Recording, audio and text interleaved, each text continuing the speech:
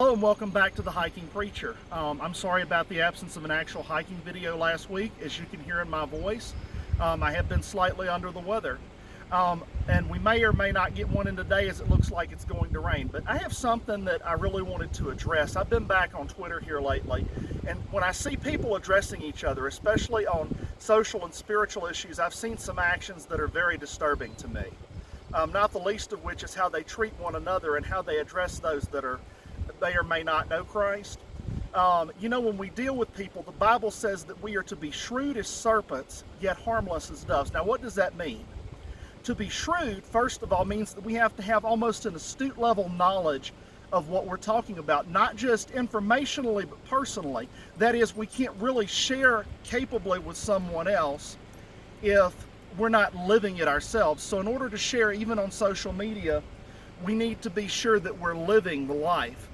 Also, we need to know our matter that we're talking about, our subject matter. Second, to be shrewd means to be cunning, almost to the point of beguiling. Not that we lie to people, but it's the ability to take something that might be viewed as a negative and perhaps spin it around in a positive way and have somebody that might want to slug you feeling uplifted, or the ability to make them think with that. Now, what I mean by that is when I was at Liberty University, as a salesperson, I had a gentleman I had been on the phone with for almost an hour. I had overcome 4 or 5 objections.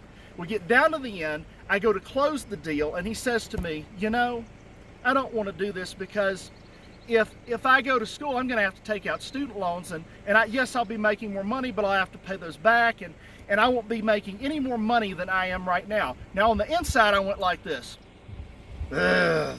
But you can't do that, and you don't want them to hear that on the telephone. Even when you're frustrated with people, we have to have the fruit of the Spirit and have temperance in order to be shrewd. So I prayed, I calmed myself, and I came back. I said, you told me at the beginning of this conversation how much you hate your current job. He said, yeah. I said, well, I don't mean to be overly forward, sir, but what it comes down to is this. Would you rather make what you're making right now and hate your job as much as you hate the one you have? Or would you rather be making what you're making right now and love what you're doing even though you're not making anymore? There was a long pause for about 30 seconds, and he said, you know what? You're right. I'm going to go ahead and sign up for school.